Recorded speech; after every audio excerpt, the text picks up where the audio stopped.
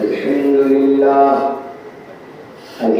لله نحمده ونستعينه ونستغفره ونؤمن به ونتوكل عليه ونعوذ بالله من شرور أنفسنا ومن سيئات أعمالنا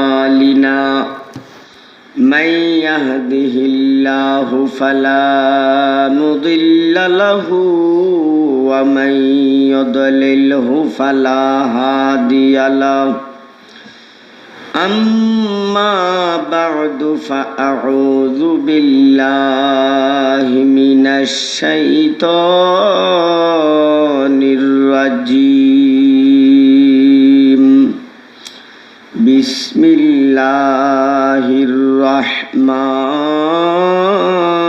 الرحيم يا أيها الذين آمنوا اذكروا الله ذكرا كثيرا وقال تعالى يا أيها الذين آمنوا اتقوا الله وكونوا مع الصادقين وقال تعالى ولا تموتن إلا وأنتم مسلمون وقال النبي صلى الله عليه وسلم لا يؤمن أحدكم حتى يحب لأخيه ما يحب لنفسه أو كما قال عليه الصلاة والسلام صلى الله على سيدنا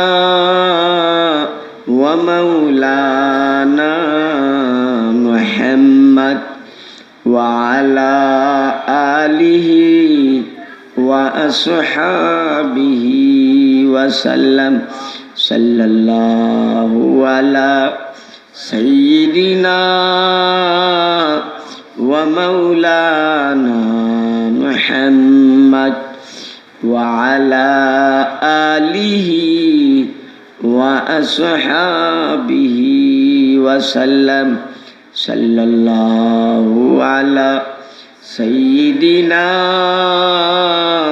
ومولانا محمد وعلى آله وأصحابه وسلم بلغ العلا بكماله كشف الدجى بجماله حسنت جميع خصاله صلوا عليه وآله বটিবন কেন্দ্রীয় জামে মসজিদের উদ্যোগে আয়োজিত আজকের এই জিকিরের মজলিসে আগত হযরত উলামায়ে কেরাম, মুরব্বিয়ান নিজাম, যুবক ভাইয়েরা, আমার পর্দার আড়ালের মা বোনেরা, আমি কোরআন শরীফ থেকে ছোট্ট ছোট্ট 3টি আয়াত তেলাওয়াত করছি এবং বুখারী শরীফ 7 নম্বর পৃষ্ঠা থেকে ছোট্ট একটি হাদিস পড়েছি। এই 3টি আয়াত এবং হাদিসটাকে সামনে রেখে কিছু আলোচনা করব এশার আগ পর্যন্ত। এশার নামাজ 7:15 আলোচনা চলবে, 8:15 আলোচনা চলবে, 8টার ভিতরে আলোচনা জিকির শেষ করার চেষ্টা করব। প্রথম কথা, আমি যে আয়াত তেলাওয়াত করেছি, এক আয়াতের মধ্যে আল্লাহ বলেন এই সামনেরা হাজে খাড়ুরা, এটা খাড়ুর হইতে কই কি কই না, এই খাড়ের মধ্যে শুইতে হইব নি? কেউ যদি শুইতাম না পারবো নি? হ্যাঁ, অবশ্যই একদিন শুইতে হবে। কোন দিন শুইব কারো কোনো জানা নাই। হতে পারে আগামীকাল চিস্তি খাড়োর মধ্যে শোন লাগতে পারে। চিস্তির কথা কইলাম, আপনাদের কথা না, আপনারা তো নামি দামি মানুষ, দেরি তো হইতে পারে। হ্যাঁ, কিন্তু হতে পারে আগামীকাল খাটোর আর এটাই তোমার জন্য। এবং তোমার ছেলে মেয়েরা তোমার জন্য কাঁদবে, আব্বা আব্বা, মা মা কইয়া কানতে কানতে এরা নার্ভাস হয়ে যাবে, কিচ্ছু কাজ হবে না। এর জন্য আল্লাহ বলেন প্রথম আয়াত, ওয়ালা তামুতুন্না ইল্লা ওয়া আনতুম মুসলিমুন। হে আমার প্রিয় ইমানদার বান্দা বান্দীগণ, মৃত্যুর হাত থেকে তোমরা রেহাই পাবা না। সুতরাং কখন জানি তোমার সামনে মালাকুল মউত আজরাইল চলে আসে, আইসা গেলে তুমি রেডি হইতে পারবা না, আসার আগে রেডি থাকতে হবে। এই জন্য আল্লাহ বলেন ওয়ালা তামুতুন্না, তোমরা মৃত্যুবরণ করিও না, ইল্লা ওয়া আনতুম মুসলিমুন, পাক্কা সাচ্চা খাঁটি মুমিন না হইয়া মইরো না। তাহলে আমাদের মরতে হবে, এতে কোনো সন্দেহ নাই। তো মরতে তো হবেই, আমরা কিভাবে মরব? মানে পাক্কা সাচ্চা খাঁটি মুমিন হইয়া মরার চেষ্টা করতে হইব, কথা ঠিক কিনা বলে? তুমি যদি পাক্কা সাচ্চা মুমিন হইয়া যদি মরো, তোমার মরণটা যে কেমন হইব আল্লাহ নিজে জায়গা জায়গা কুরআন শরীফ বর্ণনা করে দিছে। আর তুমি যদি মুসলমান না হইয়া, মুসলমান বাটফার মুসলমান, কিছু আছে বাটফার মুসলমান, তুমি যদি খাঁটি মুসলমান না হইয়া, খাঁটি মুমিন না হইয়া যদি তুমি মৃত্যুবরণ করো, আল্লাহ নিজে বলেন কোরআন শরীফের, ওয়ালাউ তারা ইযিজ যালিমুনা ফি গামারাতিল মউত। হে নবী, পাপিষ্ঠ নাফরমান বান্দাবান্দির মৃত্যু যন্ত্রণা যদি তুমি দেখতে পারতা, যে একটা কষ্ট তাদের হয় খাঁটি মুসলমান না হওয়ার কারণে। দুনিয়াবাসীরা তো দেখতে পারে না, দুনিয়াবাসীরা দেখেও না, দেখলে দুনিয়া দুনিয়া থাকতো না। আল্লাহ নিজে বলেন ওয়ালাউ তারা ইযিজ যালিমুনা ফি গামারাতিল মাউত ওয়াল মালাইকাতু বাসিতু আইদিহিম আখরিজু আনফুসাকুম। বাসিতুর অর্থ হইল জুরে থাপ্পড় লাগানো। বুখারী শরীফের হাদিসে এই আয়াতের ব্যাখ্যায় বলেন আল বাস্তাতু আই আজ্জারবাতু, অর্থ হলো পাপিষ্ঠ নাফরমান বান্দাবান্দি যখন মৃত্যু মুখে পতিত হইয়া যায়, আল্লাহ বলেন বান্দা তোমার মধ্যে শক্তি ক্ষমতা আমি দান করলাম। কথা বলার ক্ষমতা দিছে গে, সেকেন্ডের মধ্যে কথা বলা বন্ধ তো করতে পারেন কি না?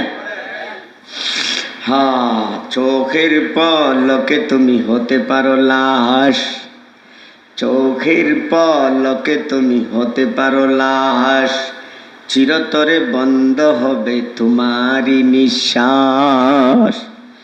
এই যে বন্ধ হইব আর এই নিঃশ্বাস আর খুলতো না কিয়ামতের আগ পর্যন্ত।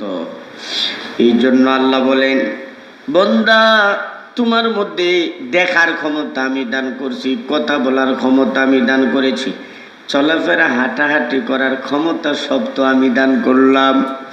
বান্দা তুমি জানো না যেদিন তোমার দুনিয়ার সবাই সীমা শেষ হইয়া যাবে, একটু গভীরভাবে চিন্তা করে দেখেন না, একটু ঠান্ডা মাথায়, যে এখন যদি আমার মরণ হইয়া যায় তাহলে আগামীকাল দুপুরের আগে আগে আমাকে কোথায় রাখা হবে? গুরুস্থানের মধ্যে কবর খনন করে আমাকে ধুই আসবে। এরপরে আর দুনিয়ার সাথে কোনো সম্পর্ক নাই, কোনো যোগাযোগ নাই। একটু চিন্তা করে দেখছো তুমি কিভাবে থাকবা? আরে বুদ্ধিমানের কাজ তৈল আমি যেখানে যাব ওই জায়গাটা আগে আমার জন্য রেডি করো, যাতে আমার কোনো অসুবিধা না হয়। যাই হোক, আল্লাহ নিজে বলেন ওয়ালাউ তারা ইযিজ যালিমুনা ফি গামারাতিল মাউত ওয়াল মালাইকাতু বাসিতু আইদিহিম। মালাকুল মউত আজরাইল আসার আগে আগে আল্লাহ বলেন, বান্দা তোমাকে আমি কথা বলার ক্ষমতাটুকু আমি হরণ করে নেব, আর তুমি কথা বলতে পারবা না। দেখতে পারবা এইভাবে, শুধু চোখ ঘুরাইয়া দেখবা, বলার কোনো ক্ষমতা নাই। এই মরার সময় তো এমনই হয়ে যাবে, কি কোন এমন হয় না? আজরাইলকে দেখার পরে কিছু কোয়ার ক্ষমতা নাই। যদি কইতে পারতো তাহলে বললো, আজরাইল আইসা গেছে, দৌড় রে। ছেলে মেয়েদেরকে বলতো, আজরাইল আইসা গেছে, আজরাইল আমার সামনে দাঁড়ানো, তাকে ধরো। দেখে কিন্তু কইতে পারে না, কোয়ার ক্ষমতাটা আল্লাহ নিয়ে নিছে আর কি। মালাকুল মউত আজরাইল সামনে দাঁড়াইয়া, হাই আজরাইলের আকৃতি অবস্থা এত বিশ্রী, এত ভয়ানক, এত বিপজ্জনক, এত কুশ্রী হবে। মালাকুল মউত আজরাইলের চেহারাটা দেখে তার ভিতরের মনুরাটা লড়ে যাবে। এত বিশ্রী, এই অবস্থা জীবনে সে কোনোদিন দেখে নাই। আজরাইলের হাতের নখগুলো বড় বড়, লম্বা লম্বা। আজরাইল প্রথমে সেই পাপিষ্ঠ নাফরমান বন্দাবান্দির দুই গালে জুড়ে দুইটা থাপ্পড় লাগাইয়া দেয়, ঠাস করে দুইটা সর মাইরা দেয়। বাসিতু আইদিহিম, আল্লাহ নিজে বলেন কুরআনের আয়াত। বাম গালে মারে, মুখটারে দেখবেন কিরমিরাইয়া, এইভাবে মুখটাকে কিরমিরাইয়া ডান দিকে নিয়ে যায়, আবার ডান গালে মারলে বাম দিকে নিয়ে যায়।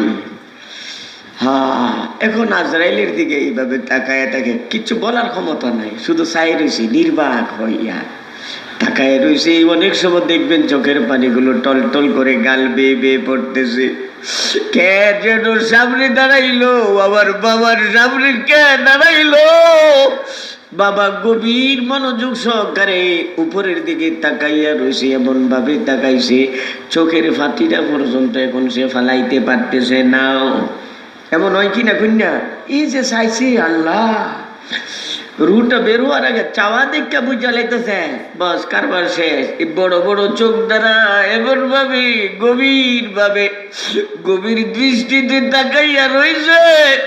আজরাইল ডেকে বলেন, ও পাপিষ্ঠ নাফরমান। গোটা কোরআন শরীফে এত সুন্দরভাবে বলে দেওয়া হয়েছিল পাক্কা সাচ্চা মুসলমান হওয়ার জন্য। তুই বাটফারি করছস, সিটারি করছস, ভিতরে একটা বাহিরে একটা, খেয়ানত করছস, আমানতের খেয়ানত করছস, পাপাচারে লিপ্ত হইয়াছিলে। তুই মনে করছিলে কেউ আর জানে টানে না। সবগুলো যে তোমার আমার মধ্যে। সিসি ক্যামেরা কয়টা লাগাইছে জানো? সামনে দা, পিছে দা, ডাইনে বামে, উপরে নিচে। আল্লাহ সিসি ক্যামেরা হিট করে দিছে। এখন একটু এইদিকে করবো, উঠে গেছে গা। এই বাংলা আমাদের দেশের দুনিয়া সিসি ক্যামেরা তো মানছে বা আবিষ্কার করছে, আর ওইটা স্বয়ং আল্লাহ বানাইছে। বলেন সুবহানাল্লাহ।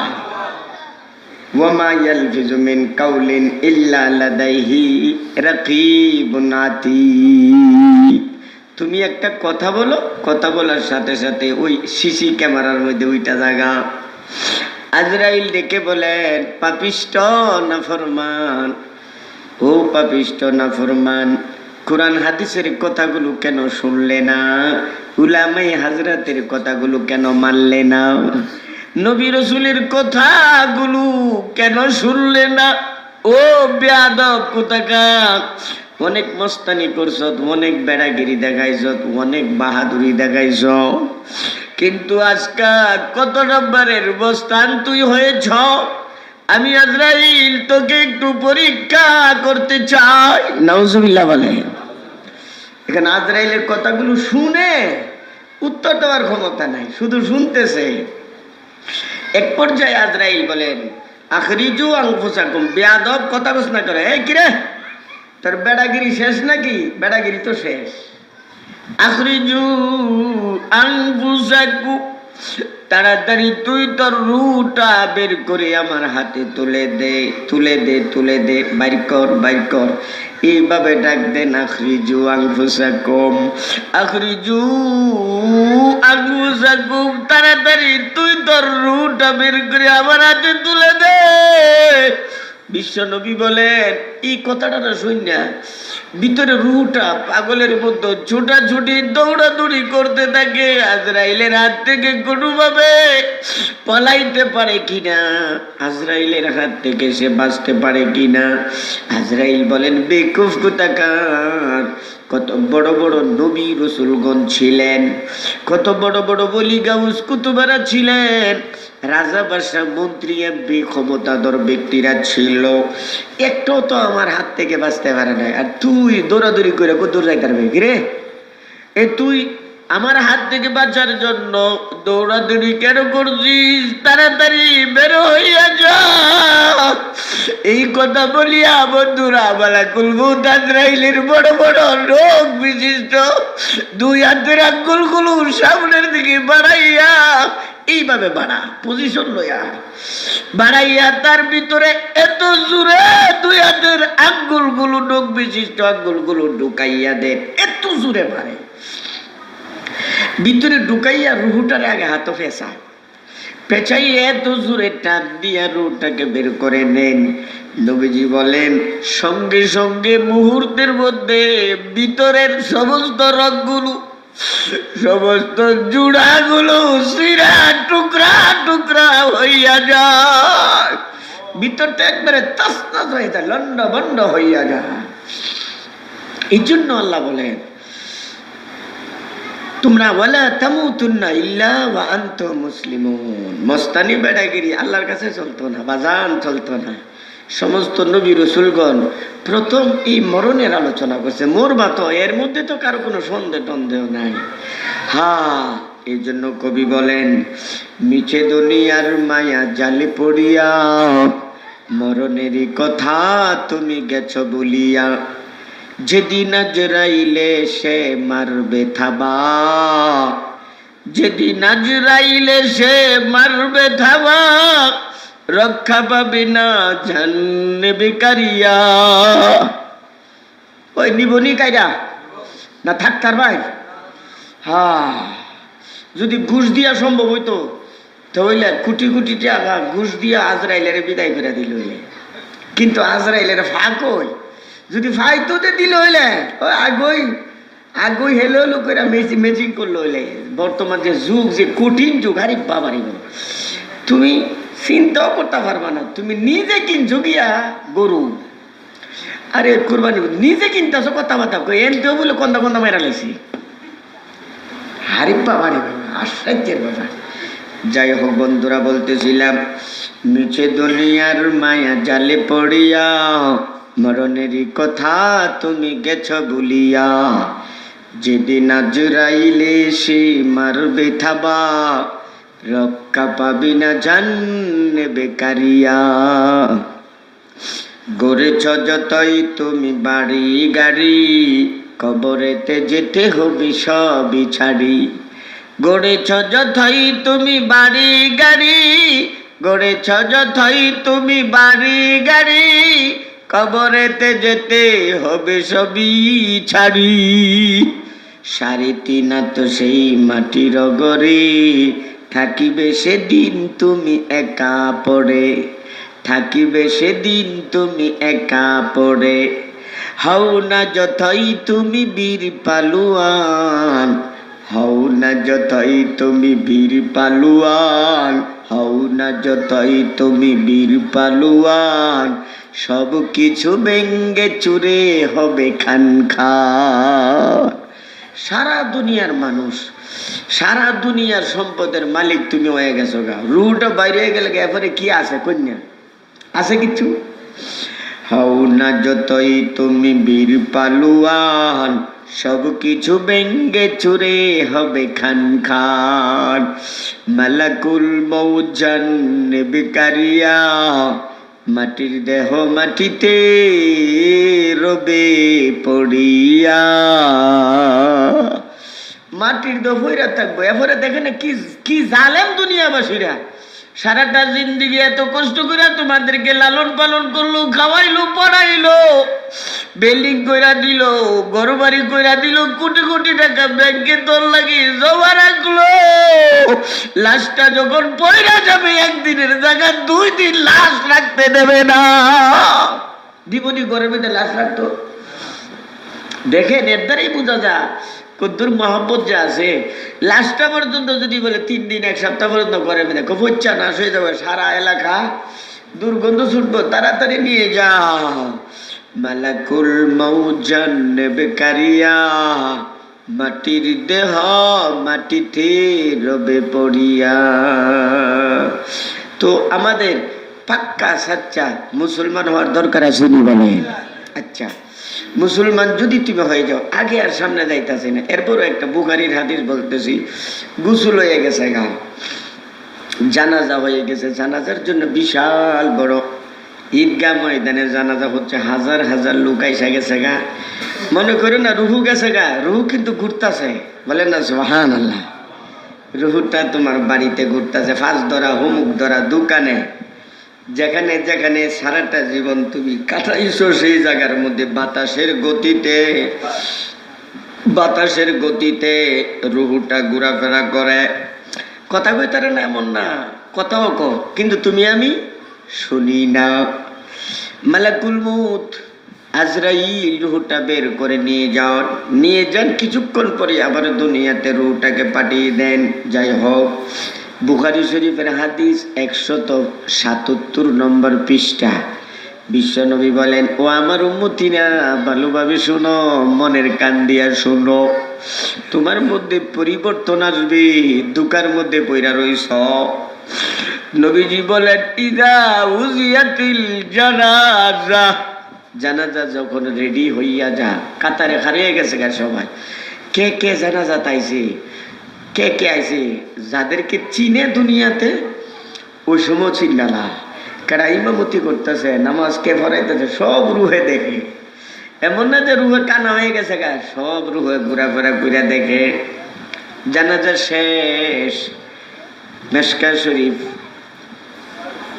বাবু আযাবিল কবরের অধ্যায় 23 নম্বর পৃষ্ঠা। নবীজি বলেন, এদিকে জানাজা রেডি হইতাছে, অন্যদিকে কবর খনন শেষ।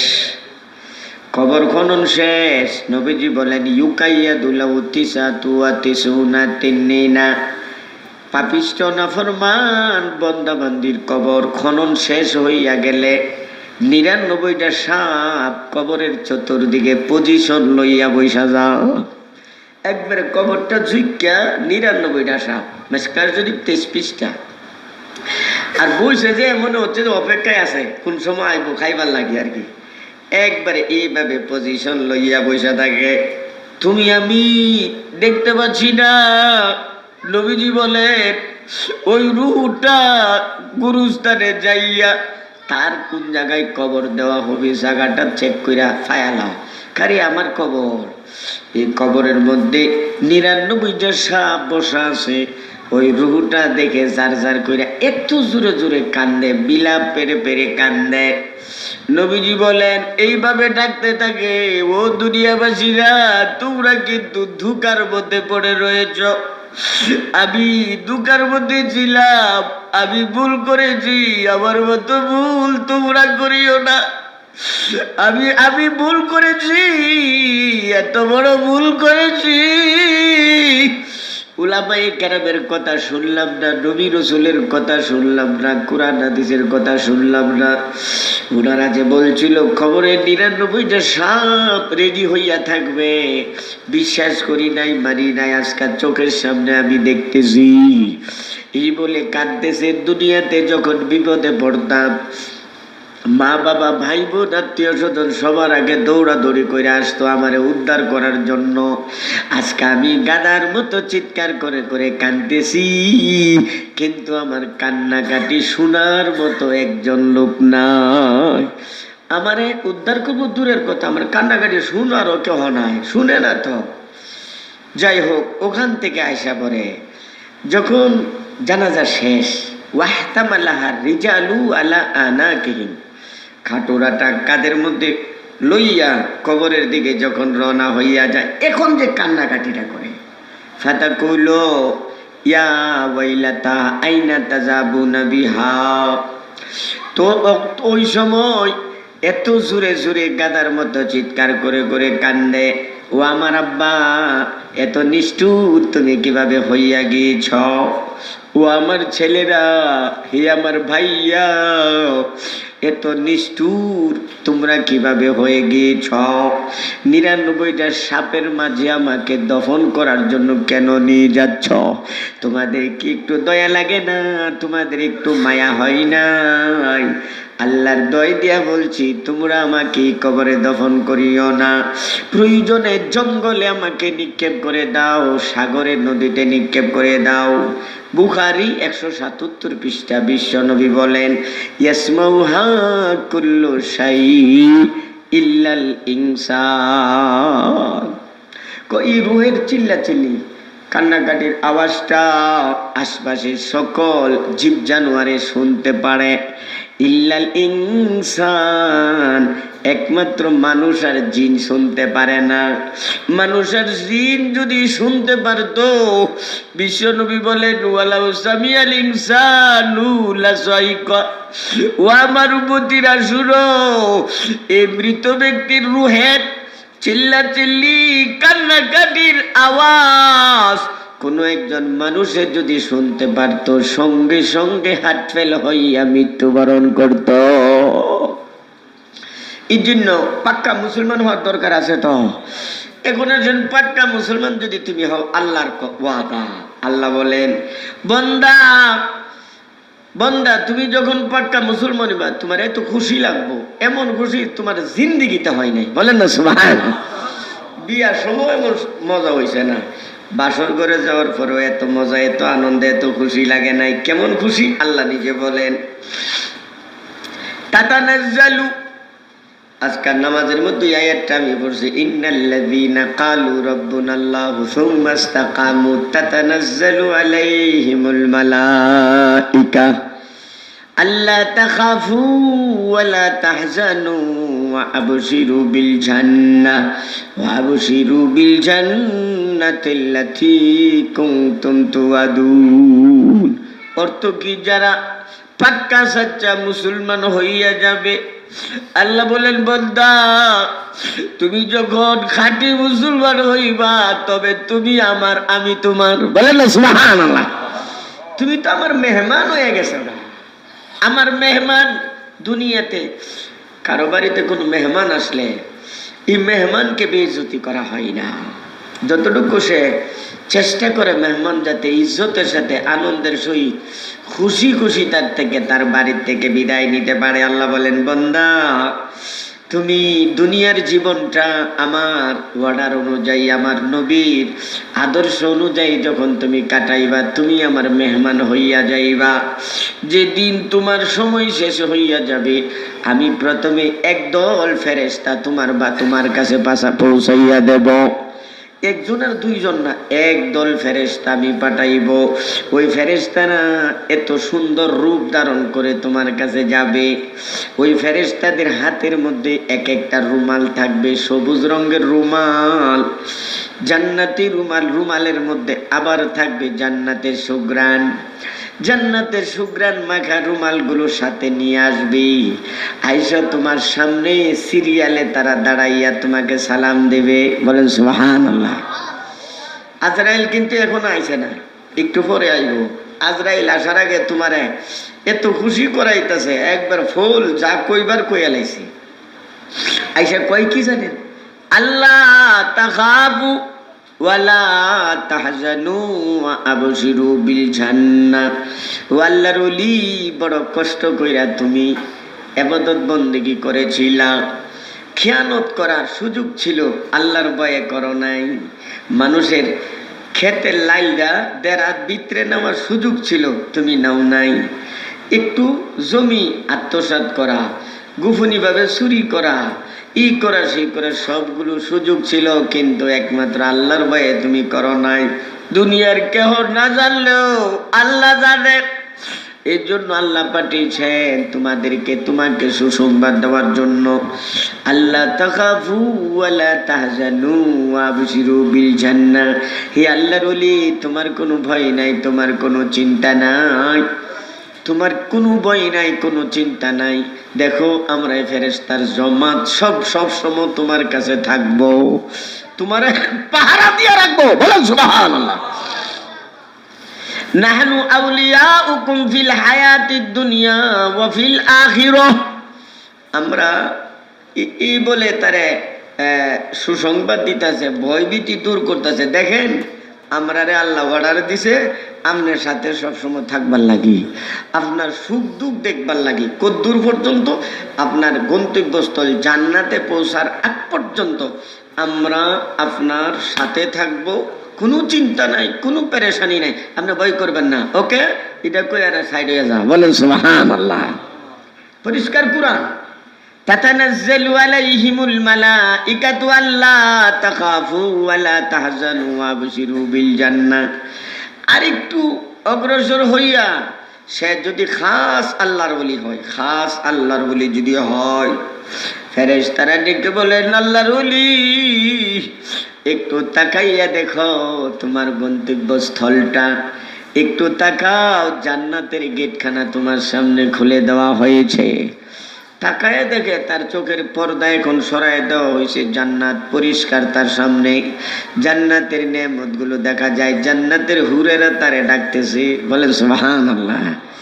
মুনতাজির গাছটা না সিস্তাম সইতো আমাদা বারে নামায়াম রইতো। এই বলে ডাকতে থাকে আল্লাহর ওলি, তোমার অপেক্ষায় আমরা দীর্ঘদিন যাবৎ অপেক্ষিত অবস্থায় রয়েছি, অপেক্ষমান রয়েছি। আর কতকাল অপেক্ষা করব? তাড়াতাড়ি আসো, তোমাকে দেখে আমাদের কলিজাটুকু আগে ঠান্ডা করতে চাই। মুনতাজির গাছটা না সিস্তাম সইতো আমাদা বারে নামায়াম রইতো। জান্নাতের ডাকাডাকি, জান্নাতের হুর গেলমানের কথাগুলো শুনিয়া বেচারা এখন আর হাসি রাখতে পারে না, মিরমিরায় হাসে। বলেন সুবহানাল্লাহ। এই দেখো আল্লাহ ওয়ালারা মরে সময় হাসে। হাসির আলামতরা একদম চেহারার মধ্যে ফুটটা থাকে, ঠুট যে লড়াই লড়াই হাসতে দেখা যায়। হ্যাঁ, যেদিন তুমি এসেছিলে ভবে কেঁদেছিল সব, কেঁদেছিলে তুমি, হেসেছিল। যেদিন তুমি এসেছিলে ভবে কেঁদেছিলে তুমি, হেসেছিল সবে। এমন জীবন কর হে গঠন, মরিলে হাসিবে তুমি, কাঁদিবে বাবা। এমন জিন্দিগিটা করো, মরার সময় তুমি হাসবা। হাসবা কি? এই জন্য এই জান্নাতের নেয়ামতগুলো দেখে বেচারা এখন হাসতেছে, মিরমিরায় হাসে। এই অবস্থায় আজরাইল উপস্থিত। আজরাইলের অনুমতি নাই একটু কষ্ট দেওয়ার, এত সুন্দরভাবে আজরাইল তার রুহটাকে বের করে নেবেন, এর রুই পাইতো না। বলেন না সুবহানাল্লাহ।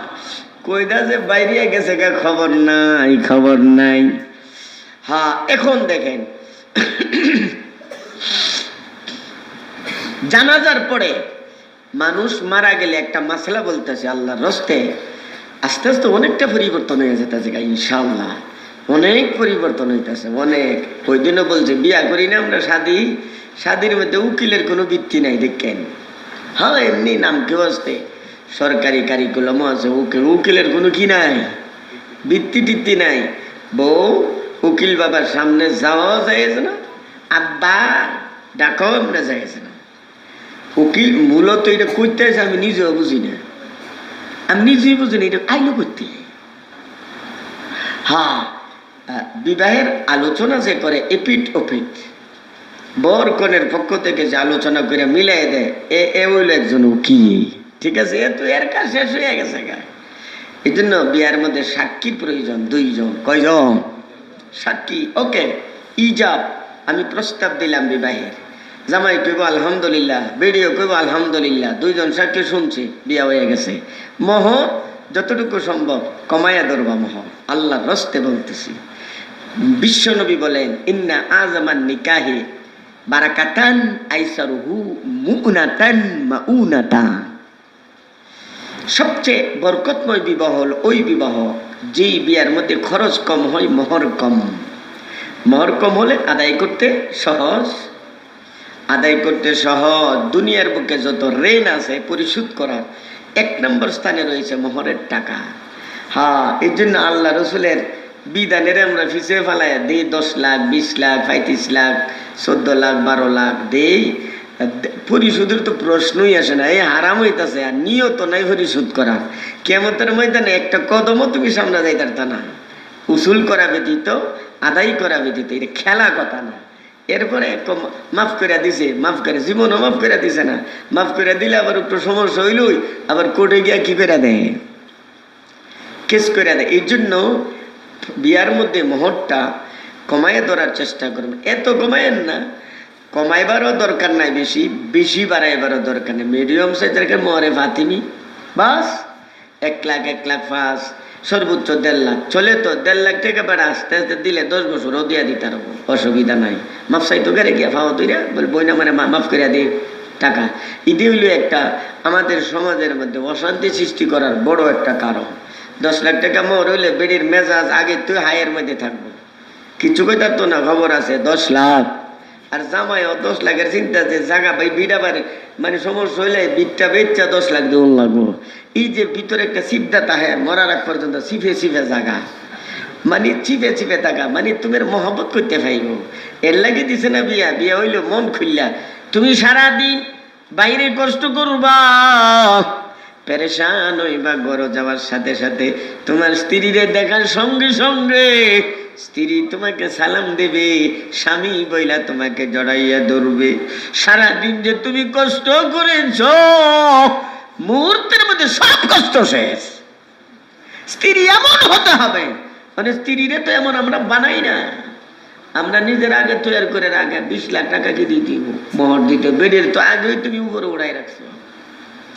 এই জন্য বিশ্ব নবী বলেন, নবী খাদিজাতুল কুবরা রাদিয়াল্লাহু তাআলা আনহা ইন্তেকালের পরে সাংঘাতিক কান্নাকাটি করছে। কারণটা শুনেন। নবীজি বলেন, আমার খাদিজা শুধু আমার স্ত্রী ছিল না, আমার বড় পরামর্শক ছিল, পরামর্শদাতা ছিল খাদিজা। বিশ্বনবী সাল্লাল্লাহু আলাইহি সাল্লাম মক্কাতে ঘোরাফেরা করছেন, কত গালিগালাজ, কত মারপিট, গুতা মারে, ঢিল মারে, কত কিছু। নবী পেরেশান হয়ে আইছে। খাদিজার কাছে খবর আইসা গেছে, খাদিজা তোমার জামাইরে এরা গাইলাইতেছে, মারতাছে। খাদিজা গেছে, হাত দেখতেছে গুন্ডা ভান্ডারা, উসরিগঞ্জ ছেলেরা নবীরে আটকাইছে, গাইলাইতেছে, ডিল মারতেছে। খাদিজা যে গেলে আবার এরা দৌড়া গেছে। খাদিজার একটা প্রভাব ছিল। খাদিজা নবীরে গরয় না কয়, হুজুর আপনার এমন হইতেছে কেন, আপনার মর্যাদা সবচেয়ে বেশি, এই জন্য একটু কষ্ট করতে হবে। এটা চিন্তা করলে কাম হইতো না। নবীরে দেখেন এই বেরিয়ে অন্য নবীর তুলনা দিতেছে, বলেন সুবহানাল্লাহ। এমন ভাবে আমার নবীজিকে বুঝাইতেন, হযরত বিশ্ব নবী সাল্লাল্লাহু আলাইহি সাল্লাম খুশি হইয়া যেতেন। খাদিজার মধ্যে আরেকটা গুণ ছিল, বিশ্ব নবীর সাথে বিবাহ বন্ধনে আবদ্ধ হওয়ার পর থেকে নিয়ে মরার আগ পর্যন্ত কোনো একটা জিনিস আমার নবীর কাছে চান না যে আমার এই জিনিসটা দিতে হবে। খাদিজা বুঝে অন্যই কাম করছে। এই জন্য মরার আগে এই কথাই কইছে, আমি আপনার কাছে কোনো কিছু চাই না, ওই এখন একটা জিনিস চাই। বলেন না সুবহানাল্লাহ। তো বলতেছিলাম কি জিনিস কয়াম আমার আসলে আমার আসলে এই কথা কইলে সিরিয়াল ঠিক তারি না, ঠিক রাখতারি না। একদিকে কইলে পরে একদিকে জাগা, এরপরে সময় জায়গা, পরে আসল কথা থাকা জায়গা। জানাজার কথা বলতেছিলাম। মরার পরে 2 সূরত, সে যদি জান্নাতি হয়, সে যদি বলতে থাকে বুখারী শরীফের হাদিস, কাদ্দিমুনি কাদ্দিমুনি কাদ্দিমুনি কাদ্দিমুনি, অর্থাৎ বলতে থাকে তোমরা দেরি কেন করছো, আমি কষ্ট পাইতেছি, তাড়াতাড়ি আমার জান্নাতের ঠিকানায় আমাকে পৌঁছাইয়া দাও। কাদ্দিমুনি কাদ্দিমুনি কাদ্দিমুনি, তাড়াতাড়ি আমাকে আমার বাসস্থানে পৌঁছাইয়া দাও। তোমরা কেন দেরি করতেছো? 2 ঘন্টা 5 ঘন্টা 10 ঘন্টা দেরি হলে সেটা জায়গা কষ্ট পাও। আর যদি পাপিষ্ঠ নাফরমান হয়, তাহলে পাপিষ্ঠটারে তোমাদের কাছে রাখার দরকারটা কি? এই জন্য মরার পরে যতটুকু সম্ভব ঝটফট করে তাড়াতাড়ি করে দফন করার চেষ্টা করবা। রাজি আছেন তো ইনশাআল্লাহ? যে কথাগুলো শুনবেন বন্ধুরা, আমলের নিয়তে শুনবেন। রাসূল সাল্লাল্লাহু আলাইহি সাল্লাম এমনও তার সাহাবী এমনও আছে জীবনে 1-2 বার নবীর কাছে বসার সুযোগ হয়েছে, আর সুযোগ হয় নাই, আর সুযোগ হয় নাই। বিশ্ব নবীর কাছ থেকে যে কথাটা শুনছি, একটা কথা শুনছি, এ শোনার পরে মরার আগ পর্যন্ত কথার উপর আমল করছি। মরার আগ পর্যন্ত আমি আমার নবীর থেকে শুনছি। এখন তো আর বন্ধুরা নবী নাই, ওই নবী নাই, এখন কোত্থেকে শুনবা? এখন হক্কানি আলেম উলামার জবান থেকে যা কিছু শুনবা তার উপর আমল করো। হ্যাঁ, তো বলতেছেন বন্ধুরা, এত সুন্দরভাবে সহজভাবে তোমার রুহটাকে বের করা হবে, তুমি নিজেও টের পাইবা না। তাহলে বোঝা গেছে পাক্কা সাচ্চা মুসলমান হওয়া তোমার আমার জন্য আবশ্যক। কথা ঠিক কিনা? এখন আসেন পাক্কা সাচ্চা মুসলমান আমি কিভাবে হইব, কিভাবে হব? একটা বিষয়ে ঠিক হয়ে গেলে সব ঠিক হয়ে যায়। বুখারী শরীফ 7 নম্বর পৃষ্ঠা থেকে আমি হাদিসটা পড়েছি। হাদিসটা হলো, সে কামেল মুমেন হতে পারবে না। দেখছেন, কামেল মুমেন, পাক্কা সাচ্চা মুমেনের আলোচনা হচ্ছে। লা ইউমিনু আহাদুকুম হাত্তা ইউহিব্বা লি আখিহি মা ইউহিব্বু লি নাফসিহি। বিশ্বনবী বলেন, যতক্ষণ পর্যন্ত তুমি তোমার জন্য যে যে জিনিসগুলো ভালোবাসো, পছন্দ করো, তুমি নিজের লাগি যে জিনিসগুলো পছন্দ করো, অন্য মুসলমান ভাই বোনের জন্য তাহাই কি করতে হবে? পছন্দ করতে হবে। তোমার বেলা 16 আনা, আরেকজনের বেলা 1 আনাও না, এটার নাম পছন্দ হইল নাকি?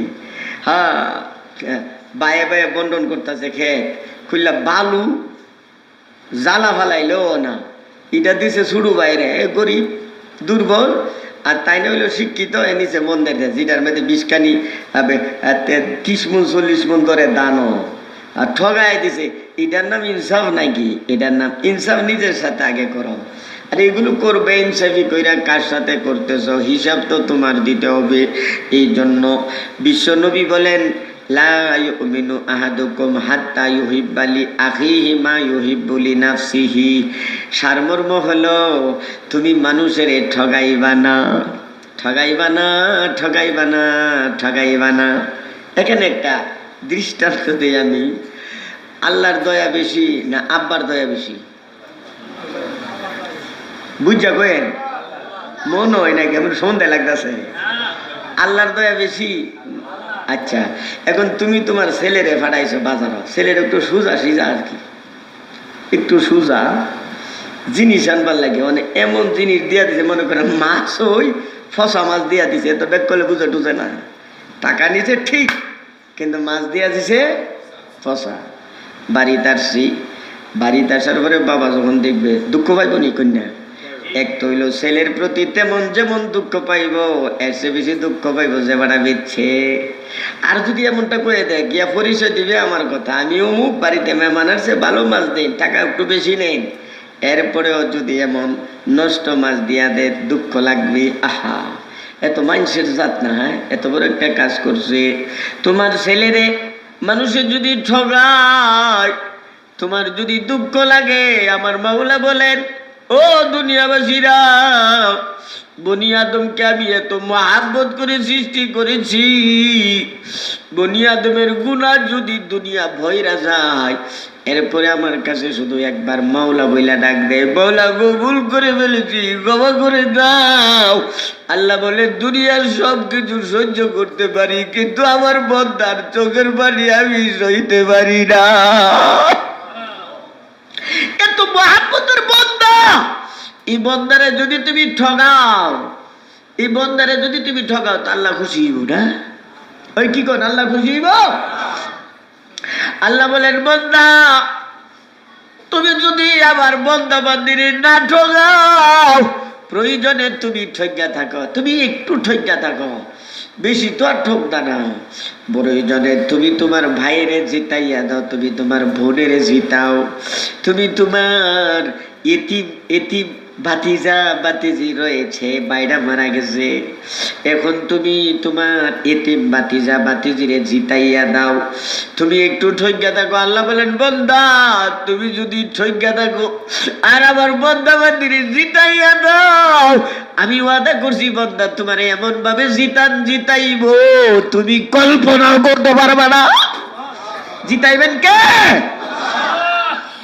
এই তো 2 দিন আগে ফেসবুক, আমি তো আর এত বেশি দিই না, মাঝে মাঝে দেখি আর কি, আমাদের আব্দুল কাদের মোল্লা নরসন্দির কত বড় শিল্পপতি, দেখবেন 360 টাকার লাগে ওই HSC পরীক্ষার ফর্ম ফিল আপ করতে হবে। আপনারা দেখছেন না এটা ফেসবুক? আমি অনেকক্ষণ দেখছি, বেড়া ফটোটা যে দিছে, ফটোর মধ্যে মানে শরীরে গঞ্জিও নাই।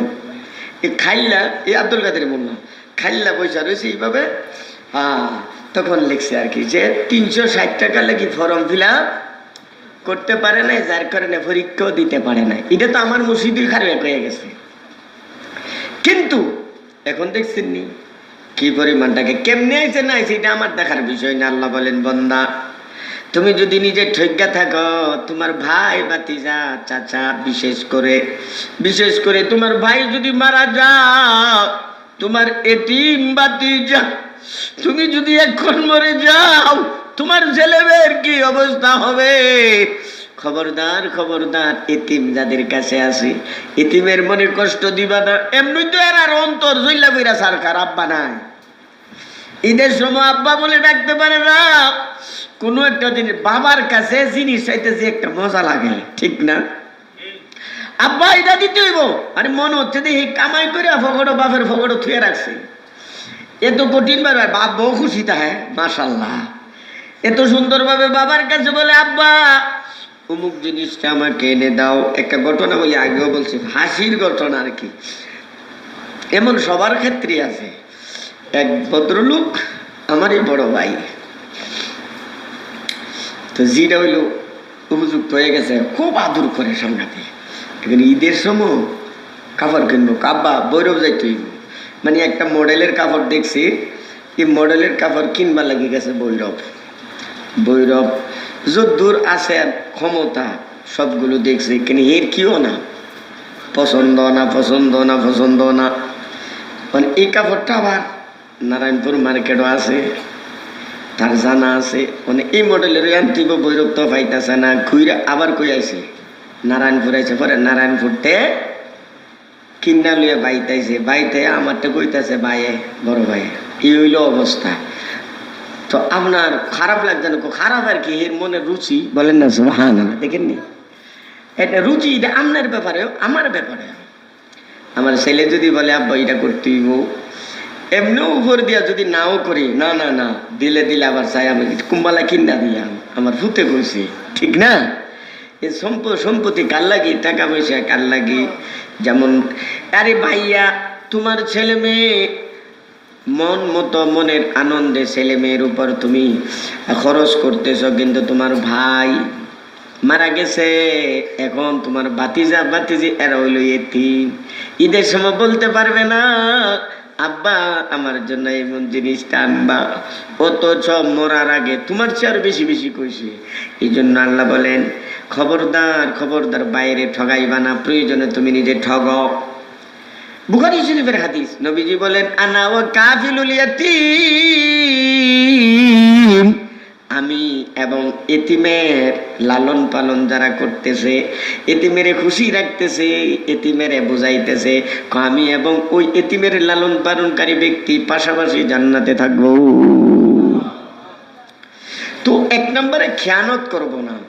এই খেয়ানতের মধ্যে সব আইসা গেছে, কি জানেননি? হজও করে আবার লাইলও কাড়ে, তাহাজ্জুদ পড়ে, আবার সীমানো 2 হাত ভিতরে ঢুকাই লেছি, আমি না মাপলে কয়টা মানি না, আবার মাপলেও মানে না।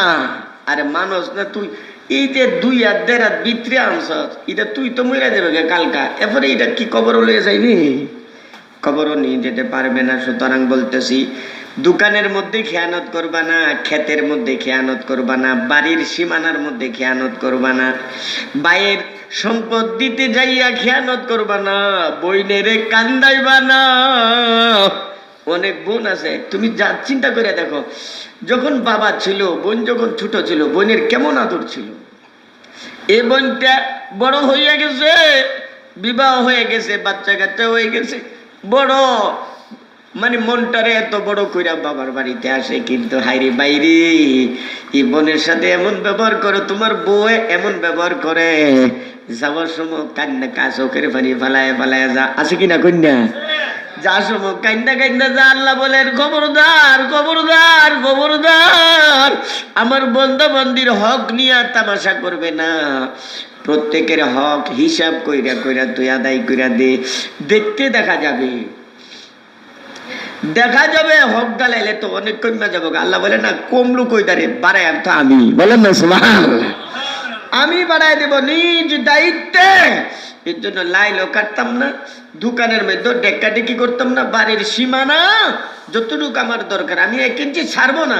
এটা কই না যে তোমার এনতে ছাইরা দাও, আমি 1 ইঞ্চি আমার এনতে ছাড়বো না, কিন্তু 1 ইঞ্চি আরেক বাড়ার ভিতরে ডুববো না। এমনটা যদি করো জীবনে কাজ যাইব।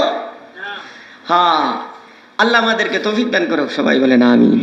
এখন আসেন বৌমাদেরকে বলতেছে, ও আমার মা বোনেরা শুনো, শাশুড়ির খেদমত আমি কই না, শাশুড়ির খেদমত করো, শ্বশুরের খেদমত করো, আমি তোমার লাগি বলতেছি। ও মা, একদিন কি তুমি যে 10 বছর 20 বছর পরে মইরা যাবা, এটা তো কইতে পারো না। হতে পারে তুমি 70 বছর হায়াত পাইবা, দাঁত ফইরা যাবো গা, মাথার চুল ফাইকা যাবো গা, হাঁটাহাঁটি করতে পারবা না। ও মা, ও বোন, তুমি যদি চাও, তুমি যখন বৃদ্ধা হইয়া যাইবা, তোমার যে পুত্রবধূ আছে তোমাকে সুন্দরভাবে গোসল করাইয়া দিবে। তোমার পুত্রবধূ তোমাকে গরম পানি কইরা গোসল করাইয়া, ওই যখন যুবতী ছিলা যেভাবে মাথা আশ্রাইয়া ছিলা, মাথার মধ্যে তেল দিয়া সুন্দর করে তোমাকে মাথা আশ্রাইয়া বেনিটা খুপাটা লাগাই দেব সুন্দর কইরা, তোমার কাপড়টা ধৌত করে দিবে, তোমাকে সুন্দরভাবে এমনকি পাকশাক করে মাইকা তোমার মুখের মধ্যে ডোয়ালা তুললা তুললা তোমার বৌমা তোমারে খাওয়াইবে। তুমি পেশাব করে দিছো, ডাইলাটা নিয়ে ফালাইব। এমনটা যদি তুমি চাও, তাহলে তুমি তোমার শাশুড়িকে এমন ভাবে খেদমত করে যাও, বলো সুবহানাল্লাহ।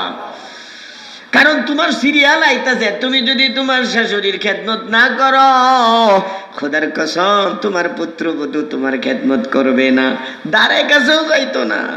এরপরে বিছনা ফিরে ফিরে কে কে করবা, কিচ্ছু করার নাই। তাদিনু কামা তুদান, তুমি যেমন করবা তাই তুমি ফলাফল পাইবা। এই জন্য মা বোনদেরকে বলতেছে, তোমার ভবিষ্যতের দিকে তাকাইয়া কেউ বৌমা যদি শাশুড়ির খেদমত করে, ছেলেটা যে ছেলে রাগও না খুশিও, জোরে বলেন না। আরে ছেলে তো ছেলে তো কুলাইতে পারে না। শাশুড়ি আর বউ যদি একমত হয়ে থাকা, তাহলে এই ঘরের মধ্যে আর ফাওয়ার দেয় কারণ আমার দেখাইন বেড়াটা হতো। বউ আর শাশুড়ি স্ত্রী একমত হয়ে যা, তাহলে এর মধ্যে আর কোনো আছে নাকি?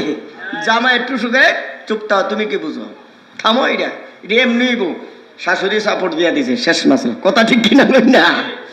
এই জন্য ও মা, তুমি যদি তোমার ভবিষ্যৎ উজ্জ্বল করতে চাও, শাশুড়ি মার খেদমত এমন করো, শ্বশুরের খেদমত শ্বশুরের খেদমত।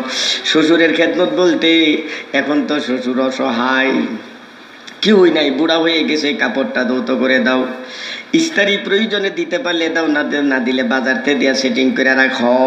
অর্থাৎ শ্বশুরের খেদমত করে, শ্বশুর বুড়া হয়ে গেছে, যে স্বামীর ভাত তুমি খাইতেছ, এই স্বামীরে কত আদর করে যে ফালছে তুমি কই তারতা না। হ্যাঁ, তুমি তোমার ছেলের দিকে খেয়াল করো, তুমি তোমার ছেলেরে যেমনে খাওয়াইয়া ফালতাছো, তোমার জামাইরে এমনি ফালছে। এই জন্য তুমি যদি তোমার কলিজার টুকরা ছেলের বৌমাতে বউ থেকে যদি খেদমত পেতে চাও, এই বউয়ের আচরণের দ্বারা তুমি যদি সন্তুষ্ট থাকতে চাও, তুমি তোমার শাশুড়ি মার সাথে এমন ব্যবহার করে যাও, বলেন না সুবহানাল্লাহ। সবগুলো তো আর কোন লাগতো না। পর্দা, আমাদের দেশে পর্দা নাই বললেই চলে। এরপরও বলতেছি আলহামদুলিল্লাহ, আগেকার মা বোনদের মধ্যে পর্দা। এই দুনিয়ার বুকে যারা পর্দা মতে চলবে, কিয়ামতের ময়দানে আল্লাহ রাব্বুল আলামিন হাসরের ময়দানে কুদরতি পর্দা দ্বারা তারে ডাইকা রাখবেন, বলেন না সুবহানাল্লাহ। আমাদেরকে মা বোনদেরকে পর্দা মতে চলার তৌফিক দান করো, সবাই বলেন আমিন। আর আমানতের খেয়ানত এর ভিতরে সব আইসা গেছে। এখন হুজুর এগুলো আইব কেমনে? একটা কাজ করলে আইব। আজকা জুম্মার মধ্যে এই আয়াতটা গেছে। আয়াত কি গেছে? হক কথা যে শুনবে, হক কথা শোনার পরে যদি না মানে, বুঝতেছে এটা হক, এটা না মানে একবার দুইবার তিনবার 10 বার, যখন সে মানবে না, আল্লাহ বলেন আমি তার অন্তরটা পরিবর্তন করে দিই, তখন আর হক যে হক বুঝবার ওই ক্ষমতা আর থাকবে না। ওয়াকালু কুলুবুনা গুলফুন বাল্লানাহুমুল্লাহু বিকুফরিহিম ফাকালিলাম মা ইউমিনুন। এই আয়াত 83 নম্বর আয়াত সূরা বাকারা, প্রথম পারা। এর জন্য আপনাদেরকে বলতেছি বন্ধুরা, আল্লাহ বলা যদি হতে চাও তো হক কথা যেগুলো শুনতেছি মানার নিয়ত আছে তো ইনশাআল্লাহ।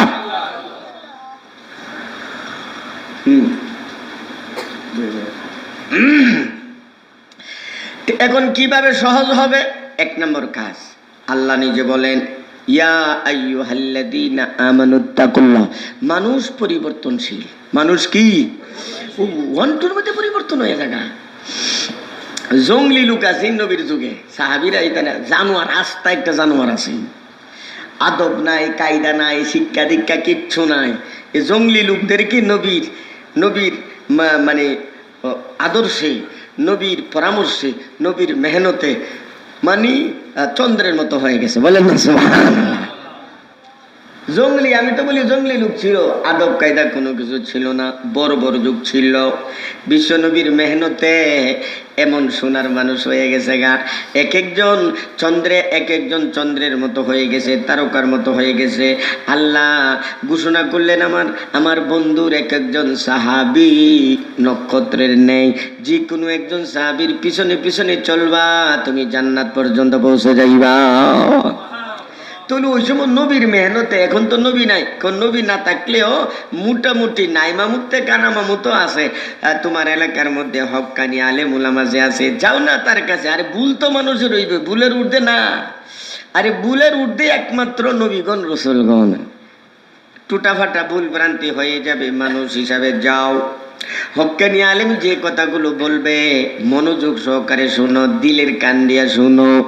যখন দিলের কান দিয়া শুনবা, আল্লাহ তোমারে আমল করার তৌফিক দান করবেন, বলেন সুবহানাল্লাহ। আমল করার তৌফিক যখন দেবেন, তুমি আমল আরম্ভ করবা, অটোমেটিক তোমার মধ্যে পরিবর্তন আসবে। একদিন এমন পরিবর্তন আসবে, তুমি নিজে চোখের পানি ফেলায়া বলবা আল্লাহর দরবারে, আল্লাহ কি ছিলাম আর এখন আমি কি হয়ে গেলাম। আমার নিজের মধ্যে এমন পরিবর্তন হবে। আল্লাহর নামটা একবার যখন করবা, জপন করবা, কলবের মধ্যে আলাদা একটা মজা পাইবা, এমন মজা পাইবা, ওই মজা পাওয়ার পরে আল্লাহর দরবারে কাঁদবা, মাওলা গো এই পরিবর্তন কোথায় থেকে আসলো? আমি তো এগুলোর গন্ধ পাইছিলাম না। এখন মানে নতুন নতুন আল্লাহর মহাব্বত তোমার অন্তরে আসবে, বাড়বে। তুমি আল্লাহর দরবারে কাঁদবা, এরপরে কাঁদতে যতই কাঁদবা, কাঁদবা তোমার তৃপ্তি মিটত না। কারণ নতুন নতুন নেমত আসবে, নতুন নতুন কান্নাকাটি আসবে। আল্লাহ বলেন বান্দা, দুনিয়ার বুকে যখন তুমি আমার দরবারে রুনাজারি কান্নাকাটি করবা, আমি ওয়াদা করতেছি কিয়ামতের ময়দানে তোমারে আমি কাঁদাইব না, বলেন সুবহানাল্লাহ। আমি হাসরের দিন তোরে কাঁদাইব না, দুনিয়া তো কান্দায়া, পরকালেও কাঁদায়া। তে কিভাবে সহজ? আল্লাহ বলেন ইয়া আইয়ুহাল্লাযীনা আমানুত্তাকুল্লাহ, হে আমার প্রিয় ঈমানদার বান্দা বান্দীগণ, ইত্তাকুল্লাহ, তোমরা আল্লাহর ওলি হইয়া যাও। ইত্তাকুল্লাহ, তোমরা আল্লাহর প্রিয় বান্দা হইয়া যাও। আমাদের পক্ষ থেকে আবেদন, আল্লাহ কই গেলে ওলি আল্লাহ হইতে পারবো, তুমি রাস্তা দেখায় দাও। আল্লাহ নিজে বলেন ওয়াকুনু মাস সাদিকিন। সূরা তওবার মধ্যে গতকাল গেছে বুখারীতে এই আয়াতের তাফসীর, বুখারী শরীফে গেছে ইয়া আইয়ুহাল্লাযীনা আমানুত্তাকুল্লাহা ওয়া কুনু মাস সাদিকিন। আল্লাহ বলা যদি হতে চাও একা একা হইতে পারবা না। আরে আপনারা তো বুদ্ধিমান, সবাই শিক্ষিত। আজ থেকে 30 বছর আগে বেশিরভাগ আছেন মূর্খ, এখন সবাই শিক্ষিত। 100 লোকের মধ্যে 5 জনও পাইতা না যে প্রাইমারি পাস করছে না। যত গরিব হোক না কেন প্রাইমারি পাস করে কিনা? হ্যাঁ, এখন কিন্তু ওই মূর্খতার যুগ নাই। এখন আমি আপনাদেরকে প্রশ্ন করতে চাই, আপনারা বুদ্ধিমান শিক্ষিত সারা দেশ বাজ্যা খাইতেছেন, আমি প্রশ্ন করি, বলেন তো নিজে নিজে কোনো জিনিস ওই তো পারে? এই মাইকটাও নিজে নিজে হয়েছে না, ফাঙ্কাটাও না, এই দুনিয়ার কোনো জিনিসই না নিজে নিজে হয় নাই। এমনকি লাঙ্গলটা জলের মধ্যে কিভাবে যুক্ত হইব, কিভাবে বানতে হইব, এটাও দুই একবার শিহুন লাগে দেখতে শিখতে হয়। তো সবচেয়ে বড় গুরুত্বপূর্ণ বিষয় হলো আল্লাহর বলি হইয়া যাওয়া। আল্লাহ বলেন দুনিয়ার ছোট্ট থেকে ছোট একটা জিনিস যদি একা একা না হতে পারে, বান্দা বিবেকের চিন্তা করো, তুমি আল্লাহর বলি, সবচেয়ে বড় জিনিস হলো আল্লাহর বলি হইয়া যাওয়া। একা একা হইয়া যাওয়া, এটা কিভাবে বিশ্বাস করলাম? একা একা হতে পারবে না। এই জন্য আল্লাহ বলেন, এই জন্য প্রত্যেক যুগে যুগে নবী পাঠাইছেন। শুধু কিতাব পাঠাই দিলে চললো, কিতাব দেখে দেখে আমল কর না, না, প্র্যাকটিক্যাল আমল কইরা দেখায় দেওয়ার জন্য নবী রসুলকে পাঠাইলেন। আল্লাহ বলেন ওয়াকুনু মাসাদিকিন, কোনো একজন আল্লাহওয়ালার সাথে সম্পর্ক করো, কোনো একজন আল্লাহওয়ালার কাছে মুরিদ হও। মুরিদ হও, বায়াত গ্রহণ করো, বায়াত গ্রহণ করো, তাহলে তোমার মধ্যে পরিবর্তন আসবে। কেমনে পরিবর্তন আসবে দেখো, বায়াতের বিষয়টা হলো শুধু বড় মানুষ দেখলে কাম হইতো না, গ্রুপ মিলতেইব, রক্তের গ্রুপ। মনে করেন আমার বাংলাদেশের আমাদের মাননীয় প্রধানমন্ত্রী শেখ হাসিনা সর্বোচ্চ আসনে তিনি রয়েছেন। আচ্ছা, মনে করুন উনার নিকট আত্মীয় অসুস্থ হয়ে গেছে, রক্তের দরকার। কিসের দরকার? আছে না অনেক লোক রক্ত 2 মাস পরে পরে ফুরাটা বদলান লাগে, মনেও নাই। আমরা বাংলাদেশও না থাকতে পারে, বাহিরে বলে আছে, বাংলাদেশও আছে, আচ্ছা থাকতেও পারে, যাই হোক। এখন হে রক্তের কথা কইতাছি না, মানে 1 ব্যাগ রক্তের দরকার বা 2 ব্যাগ অপারেশন হবে। আমি নিজেও দিছি, আমার বোনের অপারেশন হচ্ছে, আমাকে আমার রক্তের গ্রুপ মিলে গেছে, আমার বোনের রক্তের সাথে মিলে, আল্লাহর কি মেহরবানি, আমার বড় বোনের রক্ত আমার রক্ত একবারে মিলে গেছে, ছোট বোনের দিতে হয়। তাহলে নাপছি আমার এটা মিলে গেছে, বড় বোন এটা মিলছে, দুইজনে দিলে 16। সুবহানাল্লাহ। আমি নিজে দিছি, 2 বোনে একবার একসাথে, একবারে আগে আমি দিছি, এরপর আমার বড় বোনে দিছি। আচ্ছা বলেন তো, মাননীয় প্রধানমন্ত্রী শেখ হাসিনার নিকট আত্মীয়, একদম কাছের নাতি টাতি হইব, রক্তের দরকার। এখন শেখ হাসিনা বলতেছেন আমার থেকে নাও রক্ত, মা রক্ত নিয়ে দেখ, গ্রুপ মিলে না। প্রেসিডেন্ট সাহেব আব্দুল হামিদ সাহেব উনিও গেছে, উনি বলতেছে আমার কাছ থেকে রে। ওই 3 দিন আগে আমি আইছি প্রেসিডেন্টের এলাকা থেকে অস্কুরা, 3 দিন আগে, ওই মিটামিন এলাকা। হ্যাঁ, তো প্রেসিডেন্টও কইতাছে আরে গ্রুপ মিলে না। স্পিকার আইছে, আমার তে নেই, গ্রুপ মিলে না। এরপরে আমাদের যে মন্ত্রী মাশাআল্লাহ শিল্পমন্ত্রী, উনিও গেছে, আমার তে নেই। ও আল্লাহ, যত মন্ত্রী আছে এমপি আছে, গ্রুপ আর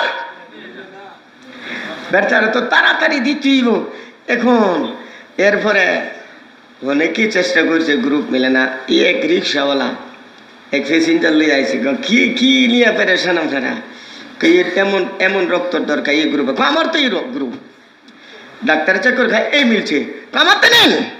এখন যদি আমাদের মাননীয় প্রধানমন্ত্রী বলে আরে আমি একজন প্রধানমন্ত্রী, আমার নাতি আরে হইলো রিক্সাওয়ালা, এটা রক্ত, এটা কেমন তো হইতো না, এটা হইব নাকি? গ্রুপ মিলতে হইব। কি মিলতে হবে? তুমি কোন পজিশনে আসো আর এইলা কোন পজিশনে, এটা দেখা যাবে না। যেমন ভাবে গ্রুপ না মিললে রিঅ্যাকশন করবে, রক্ত ঢুকানোর সাথে সাথে তার অবস্থা খারাপ হইয়া যাবে। গ্রুপ মিলাইয়া দেখো, এখন আসো মুরিদ যে হইবা শুধু বড় লোক দেখলে হইতো না, আগে গ্রুপ মিলাও। গ্রুপের অর্থ হইল যার কথা তোমার ভালো লাগে, যারে দেখতে তোমার পছন্দ লাগে, যার কাছে বইতে তোমার ভাল লাগে। হুজুর আপনার কথা আমারটা খুব ভাল লাগে, আপনার দেখতেও মজা লাগে, আপনার কত শুনতে মজা লাগে, এমন ব্যক্তির কাছে যাও, গ্রুপ মিলা গেছে গা, মুরিদ হও। সুবহানাল্লাহ। এখন আব্দুল কাদের জিলানী আইছে, 14 ভুল ধরতেছে, কইলে ওই লইরা দেখছো না কেমনে খার হয়েছে, দনে কেমনে চাইতেছে।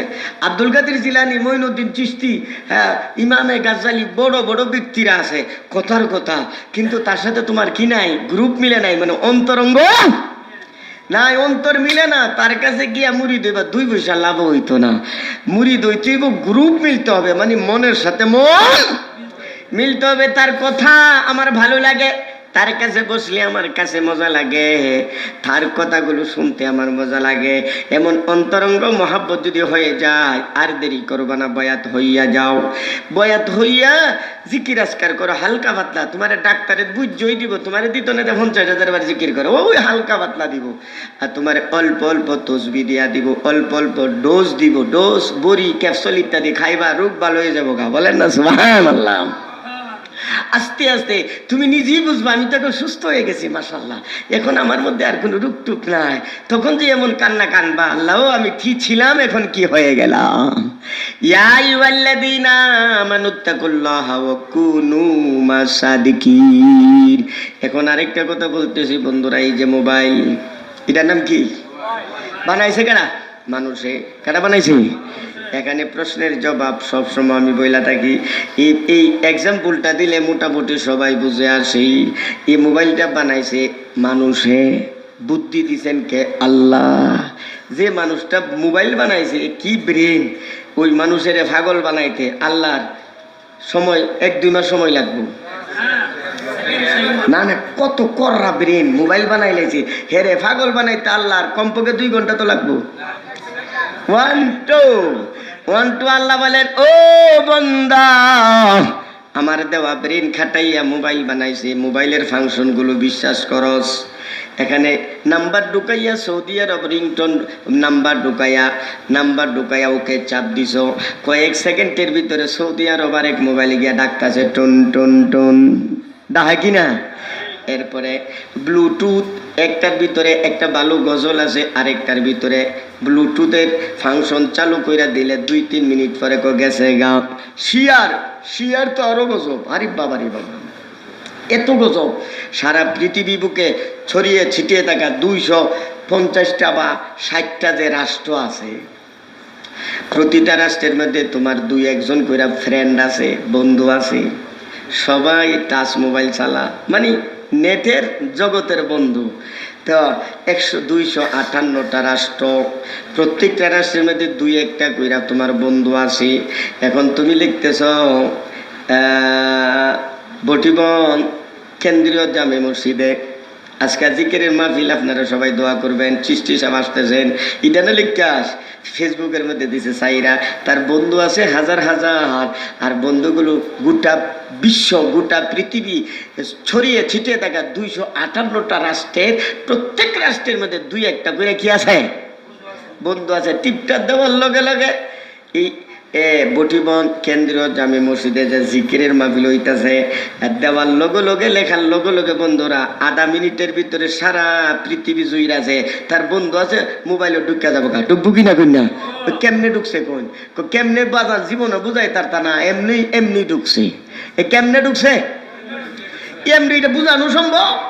আধা মিনিটও না তো, এই 14 থেকে 15 সেকেন্ড, সর্বোচ্চ 15 সেকেন্ডের পরে একটা জায়গা, বা 15 সেকেন্ড মানে একটা রিং ঢুকাইলেও 15 সেকেন্ডের পরে টুনটুন করে শেষ হয়ে জায়গা। যাই হোক বন্ধুরা, সারা পৃথিবী জুইরা আধা মিনিটের ভিতরে তোমার এই কথাটা কিভাবে ঢুকে গেছে, কেমনে গেছে? এমনি গেছে। মানুষের বানানো একটা মোবাইলের মধ্যে যদি এমন হয়, আল্লাহ বলেন আমি আল্লাহ কুদরতি হাতে তোর কলবের বানাইছি। এই কলবের পাওয়ার কি মোবাইলের চেয়ে কম না বেশি? এই জন্য আরিফ রুমি বলেন, কে যে দিলটা দিলে কি রওশন বুয়াত, কে যে দিলটা দিলে কি রওশন বুয়াত, নাই জুদা বুধুর চুদু তন বুয়াত। এক অন্তর থেকে আরেক অন্তরে আল্লাহর মহাব্বত ঢুকার জন্য আল্লাহ বলেন আমি গোপনী রাস্তা বানায় রাখছি। ওই মোবাইলের মতো গোপনী রাস্তা যেমন আছে, দেখা যায় না, ধরা যায় না, ছোঁয়া যায় না, এক কলব থেকে আরেক কলবে আল্লাহর মহাব্বত ঢুকবার লাগে গোপনী রাস্তা আল্লাহ বানায় রাখছে। বলেন না সুবহানাল্লাহ। তুমি যদি আরেক আয়াতে আল্লাহ বলেন মরার পরে দুনিয়ার মধ্যেই তো মা বাবার পরিচয় দেয় না, বাপের সাথে কেস হয়ে জায়গা আছে কিনা কন্যা, একটু স্বার্থের বিরুদ্ধে গেলে গা ও কারবার হয়ে গেছে গা, ভাই তো রাখো আগে, মার এ পর্যন্ত জেলখানার মধ্যে লইয়া জায়গা আসেনি এমন কন্যা। কিয়ামতের ময়দানে আত্মীয় স্বজন তোমার পরিচয় দেবে না, দেবে না, দেবে না, দেবে না। আল্লাহ নিজে কোরআন শরীফে বলেন, কিন্তু একজনে পরিচয় দিবে রে বন্ধু, এটা হলো আল্লাহর জন্য। তুমি যদি কাউকে ভালোবাসে থাকো, দুনিয়ার কোনো সম্পদের জন্য না, দুনিয়ার কোনো ইজ্জত সম্মানের জন্য না, একমাত্র আল্লাহর মহাব্বত অর্জন করার জন্য।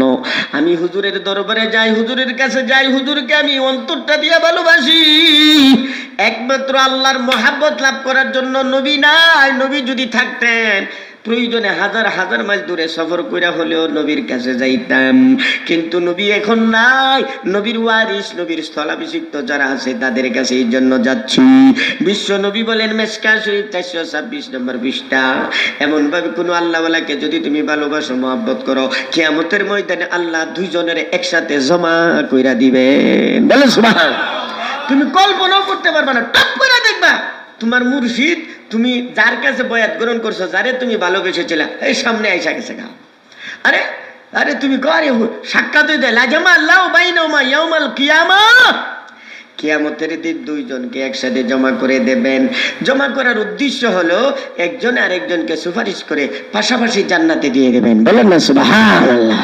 এর জন্য বেশি বুঝার চিন্তা করি না, বেশি বুঝছো না, কিছু কম বোঝার চেষ্টা করো। এই যে হুজুর যে কথা বলছে দরদ মাখা কণ্ঠে আমি বলতেছি, আমার এতটুকু দায়িত্ব, আপনাদের ছেলে আমি, আপনাদের ভাই, আপনাদের ভাতিজা, এই কাঙ্গাইলে আর বড়ি বোন কত দূর দূর, হাজার হাজার মাইল ধরে দূরত্ব না।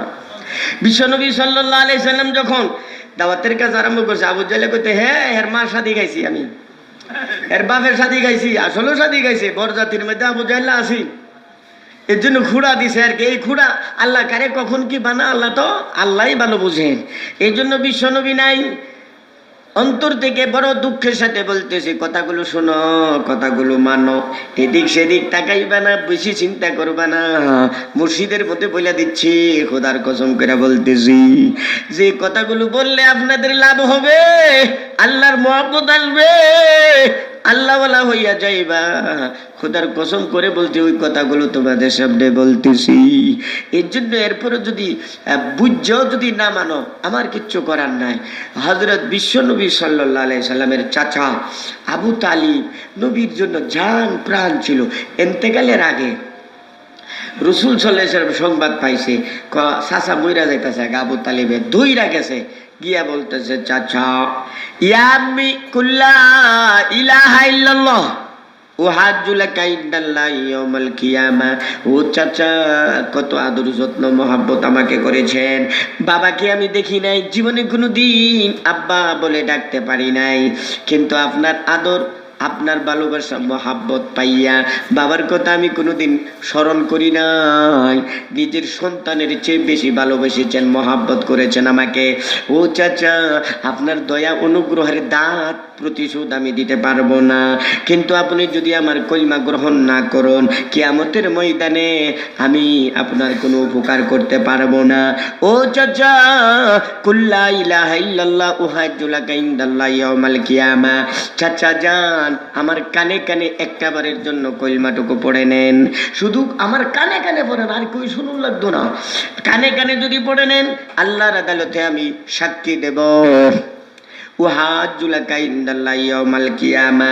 আল্লাহকে আমি বলবো, মাওলা গো, আমার চাচা কলিমা পড়ছে, আমি নিজে নবী সাক্ষী। বলেন সুবহানাল্লাহ।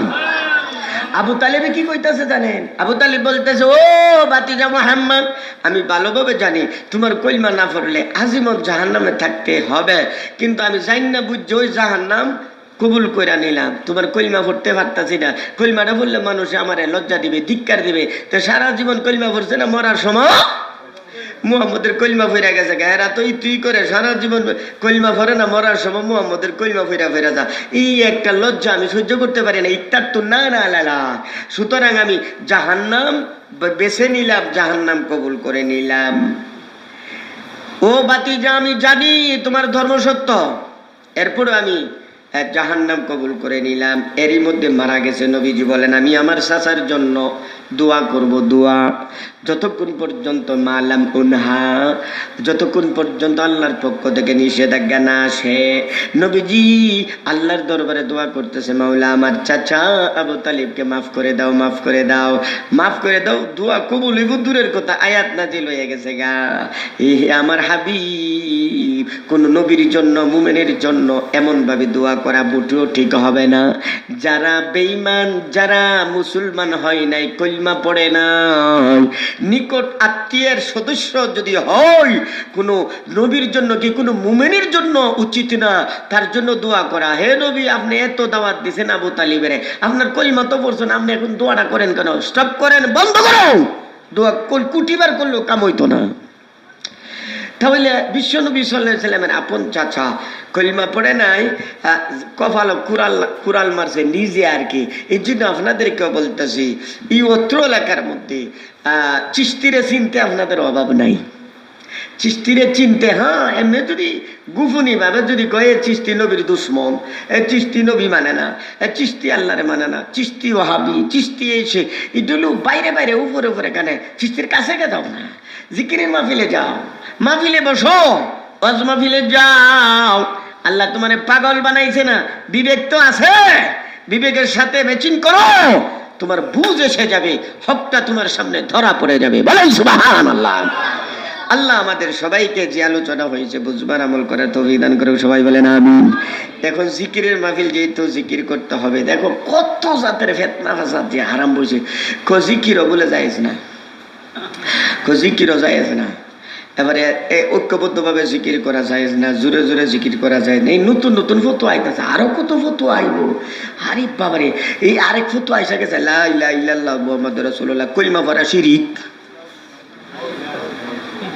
এটা পাইছেন না আপনারা? ফেসবুকে পাইছেন না? কেউ পাইছেন না? হ্যাঁ, লা ইলাহা ইল্লাল্লাহু মুহাম্মাদুর রাসূলুল্লাহ, কলিমা পড়া যাবে না, বললে কলিমা বলে শিরিক হইব। কেমনে পড়তে বল? লা ইলাহা ইল্লাল্লাহু মুহাম্মাদুর রাসূলুল্লাহ। কি লাগাইতেইব? ও একটা লাগাইতেইব। অথচ এখন বিবিকে প্রশ্ন করেন, এই পর্যন্ত যারা কলিমা পড়ছে লা ইলাহা ইল্লাল্লাহু মুহাম্মাদুর রাসূলুল্লাহ, এইভাবে ফইরা যারা মারা গেছে, এই পর্যন্ত কোটি কোটি কোটি কোটি কোটি কোটি কোটি কোটি মানুষ, এদের ফতোয়া অনুযায়ী সবাই মুশরিক, সবাই জাহান্নামে। নাউজুবিল্লাহ বলেন না। আর এই একটা কথা বলে এটা তো বুঝতে হইবে, কথাটা গই গিয়া লাগে গিয়া।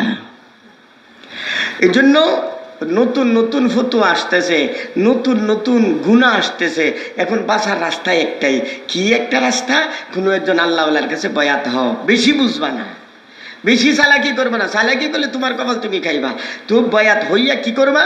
উনি যেইভাবে বলে, প্রথম বয়াত হওয়ার আগে আগে যাচাই বাছাই করো, উলামায়ে কেরামের সাথে পরামর্শ করে যে আমার তো ওনার কাছে ভালো লাগে, হ্যাঁ সাপোর্ট হয়ে গেলে বুরিদ হইয়া তার কাছ থেকে পরামর্শ করো। উনি তোমাকে সুন্দরভাবে আস্তে আস্তে ধীরে ধীরে এমনভাবে মাসলা মাসাইল বলবেন, তুমি আমল করতে থাকবা, এদিকেও তাকাইবা না, এদিকেও না, লাইন চললো। নতুবা হাজারো প্রশ্ন তোমার আইব, হাজারো মাসলা আইব। কিছু বুদ্ধিমান আছে, ওটা নেট নিয়ে আসে, নেট। তো নেটের মধ্যে 14 জাতের কথা আই, 14 জাতের এক একজন এইটা না হুই না দেমাগ জায়গা নষ্ট হইয়া কই যাইতাম কই যাইতাম কই যাইতে, তোর উপরে শয়তানে বড় করছে, শয়তানে বড় করছে। এই বেড়া কবি এক কথা, হে বেড়া কয় এই লাটটা সুন্দর, হে লাটটা, হে লাটটা সুন্দর, হে লাটটা, এই ডং ডাং করতে করতে জিন্দিগি যাইতা থাকা। এই জন্য সহজ পন্থ হইলে কোনো একজন আল্লাহওয়ালার সান্নিধ্যে গিয়া বয়াত গ্রহণ করিয়া আল্লাহওয়ালার পরামর্শে চলো, অল্প অল্প তসবিহ তালিল দেবে, আর তোমাকে বলবে এইভাবে চলো, চলো, দুনিয়াও সুন্দর হয়ে যাবে, পরকালও সুন্দর হইয়া যাবে। যে আলোচনা হয়েছে আমাদের সবাইকে বুঝবার আমল করা তৌফিক দান করুক, সবাই বলেন আমিন। এখন কয়েকবার জিকির হবে। প্রথম জিকিরের নাম আল্লাহ নিজে কোরআনে বলেন, ইয়া আইয়ুহাল্লাযীনা আমানু যকুরুল্লাহা যিকরান কাসীরা, অধিক পরিমাণে আল্লাহর জিকির করো, জিকিরের দ্বারা কলব পরিষ্কার হবে। আচ্ছা বলেন তো, আমরা যে পড়ি লা ইলাহা করে, লা ইলাহা ইল্লাল্লাহ, এটা পড়ি, এটার কি পাওয়ারটা? এটার পাওয়ার হেন লাগে কেমনে? আমি বলতেছি হেন বাদ দাও। এখন আমি যে ওয়াজ করতেছি, একটা যদি আকথা কয়ে লাই এনো, উনি এনো সামনে বসা, বা মুল্লা সাহেব বসা, বা উনি এনো বসা, একজনের নাম ধইরা তার মারে তুইল্লা যদি একটা অকথ্য বসে গালি যদি দেই, উনার মধ্যে 100 নইব নি? নইতো না, আমার থেকে অনেক দূরে কিন্তু। আর উনি ওই পিছনে জেলা আছে, হেলারে যদি গালি দিতে হেলার নাম ধরা যদি 100 নইতো না। কথা কইছি এনতে মুখ দিয়ে একটা বেড়া হইলো হেন 100 দেখছি নি কেমন হইছি। আরে তাহলে বুঝো কথার মধ্যে কি আছে, 100 নাই 100 আছে। এখন কেন কেন ওই এক বছর ওই দোকানের মধ্যে বয়ে বয়ে আমার কথা শুনতেছে। ওই জায়গার মধ্যে যদি একটা ঐক্যত্য বসায়, মানে একটা গালি যদি আমি একজনের দিয়া দিই, আরে ব্যক্তি যদি 92 সাথে হেনতে দৌড়ে আইব, আইবনি কন্যা কেন আইব? তাহলে বোঝা গেছে আমার কথার মধ্যে কি আছে, 100 আছে। হ্যাঁ, প্রভাব আছে। তো আমার সাধারণত একটা কথার মধ্যে যদি প্রভাব থাকে, তো মৌলার নাম লা ইলাহা ইল্লাল্লাহ, মুহে পড়তেছে এই দূর, এই 2 হাত দূরেও না, 1.5 হাত দূরেও না, এখানে গভীর মনোযোগ সহকারে জন দিবা, তো 100 হইতো না? অবশ্যই 100 হইয়া যাবে। নবীজি বলেন একটা গুনাহ করলে একটা কালো দাগ কলবের আয়নাতে লেগে যায়, একবার জিকির করলে এক একটা কালো দাগ পরিষ্কার হইয়া যায়, কলব পরিষ্কার হইয়া যায়, কলবের মধ্যে আল্লাহর মারিফতের নূরের বাতি জ্বলে যায়। এন্তেকালের সময় হাসতে হাসতে তোমার কলমা নসিব হইয়া যাবে। কিয়ামতের ময়দানে আল্লাহ ডাক দিবেন, বান্দা সকাল বিকাল তুমি আমি মৌলারে ডাকাডাকি করছিলাম, সকালে একবার ডাকছিলাম, জিকির করেছিলাম, বিকালে একবার ডাকছিলাম, এবং আমার দরবারে চোখের পানি সাইরা সাইরা কান্নাকাটি করেছিলাম। ও বান্দা আসো আসো, তোমার জন্য আরশে আজিমের ছায়ার নিচে আমি বসার ব্যবস্থা করে রাখছি। বুখারী শরীফের হাদিস, 7 প্রকারের লোকদিগকে আরশে আজিমের ছায়ার নিচে জায়গা দিবেন। এর মধ্যে 7 নম্বর হলো যারা জিকির করবে এবং আল্লাহর দরবারে কান্নাকাটি করবে। জিকিরের পরে অতীতের গুনাহ স্মরণ করো। আরে আল্লাহর কাছে স্মরণ করতে কোনো লজ্জা আছে নাকি? জীবনে যত অন্যায় করেছ, আল্লাহ দেখুন আমি এই গুনাহটা করছি, এই গুনাহটা করছি, এই গুনাহটা করছি, আমার চেয়ে পাপী, আমার চেয়ে বদমাশ, আমার চেয়ে নাফরমান আর কেডা আছে? নীরবে বসে বসে আল্লাহর কাছে হিসাব দাও। আল্লাহ বলবেন, বান্দা তুমি গুনাহ করার সময় তো তোমার বুঝেছিল না, এখন অতীতের গুনাহগুলো স্মরণ কইরা কইরা আমার দরবারে কাঁদতেছ। আমি শুধু গুনাহ মাফ করতাম না রে বান্দা, গুনাহ পরিমাণ সওয়াব তোমার আমল নামায় আমি দিয়ে দেব। এই জন্য প্রথম জিকির লা ইলাহা ইল্লাল্লাহ। লা ইলাহার সময় খেয়াল করবা, লা ইলা বাইর হয়ে যাও। লা ইলার অর্থ নাই আর কি, ইল্লাল্লাহ আল্লাহ ব্যতীত, আল্লাহ ছাড়া কোনো মাবুদ নাই। কিন্তু পড়ার সময় খেয়াল করবেন, কলবের দিকে খেয়াল করো, কলবের দিকে খেয়াল করো, অর্থাৎ কলবটা দখল কইরা নিয়েছে গায়রুল্লাহ। দেখেন না অনেক সরকারি জায়গা ভবন টবন বানায়া, দোকান টোকান বানায়া দখল করে রাখছে। পরে যখন উচ্ছেদ করার অভিযান আয়ের বুলডোজার লইয়া ধুম ধুম ধুম ধুকে সিরা বিরালা, হ্যাঁ সিরা বিরালা। আরে কয়দিন একবার বলছি না, আর এদিক দিয়ে ওই যে সদরঘাট একবারে দুসা তুইলা লাইছে। কেন সরকারি জায়গা তাইছে তুমি বড় বড় বিল্ডিং বানাই লাইছো, উচ্ছেদের বেলা দেখবে ধুম ধুম করে ভাঙ্গা লাইব। তেমনি ভাবে এই কলবটা হলো একমাত্র আল্লাহর মহাব্বতের জন্য খালি করে রাখা, এটাই হলো নিয়ম। কিন্তু এই কলবটারে খালি পাইয়া সরকারি জায়গা আইসা এই অবৈধভাবে দখল করে রাখছে। স্ত্রীর মহাব্বত, জামাইয়ের মহাব্বত, ছেলের মহাব্বত, সম্পদের মহাব্বত, এক একটা মহাব্বতের কলবটারে দখল করে রাখছো।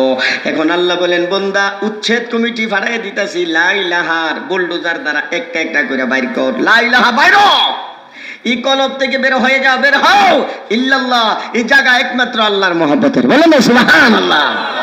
এইভাবে চক্ষু বন্ধ কইরা এইভাবে কয়েকবার জিকির যখন করবা, তোমার কলবের মধ্যে শান্তি আসবে। এরপরে তোমার ভিতরে এমন একটা প্রশান্তি আইসা যাবি যে আজকে যদি এখন মইরা যাও গা, তোমার মনটা আরো ভালো লাগবে। তো আল্লাহ মাফ করে দিবেন, বলেন না সুবহানাল্লাহ। মুহাম্মদের কয়েকবার জিকির করেন, লা